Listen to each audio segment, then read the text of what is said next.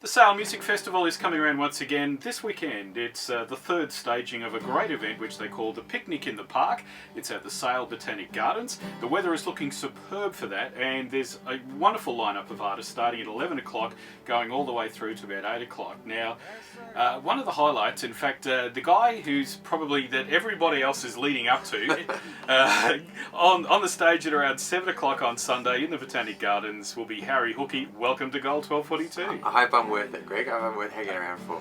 Look, and it's great to have you involved in this event, which has really grown in popularity over the last couple of years, and we're expecting a huge one this weekend with the weather being so nice. Yeah, I remember playing the very first one. You played the first one and then not last year.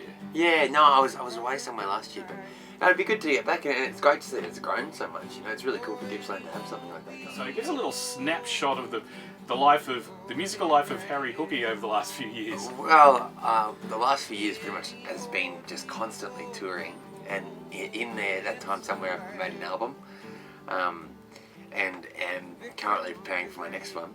But yeah, it's just been, I was working out, I think I only had about 2 weekends off last year. Wow. And then apart from that, just every weekend going somewhere and playing some sort of gig. I've done a few tours here and there with, Casey Chambers and Busby Maru, a guy called Ryan Bingham, and they've been really great, like doing full national tours. Yeah. But also just doing my own thing and just hopping in the car and driving around the country. So I find, the more you play and the more people you play in front of, the more things kind of happen. So that's my philosophy. I'm sticking with it. Traditionally, they associate you with perhaps with the country style, but you're actually broader than that, aren't you? Yeah, I don't really think about my genre too much, but I kind of think of myself like the artists I listen to. Sort of they have elements of everything. Like I did obviously start out in the country scene and stuff, but that's mainly because the country scene really has a great network for encouraging young singer-songwriters. But my stuff's probably more inspired by folk and blues and rock. Yeah. How many albums have you done? I've done 1 album and 2 EPs, and just gearing up for the next album, hopefully sometime this year. Oh, so you're working on something? Yeah, working on a couple of things actually. I've got this album in the works, and then also this thing called the Foggy Mountain Jam concept album, which is a little bit of a collaborative program, collaborative album with a whole lot of different artists.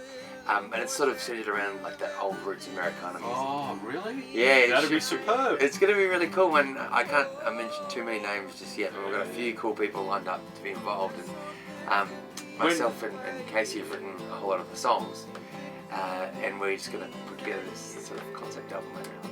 Yeah. You're from Kauar, aren't you? Yeah. And so do you get to walk down the main street of Kauar? I mean, it's not a very long street. All 200 metres of it, yeah. But you get to walk down that street very often?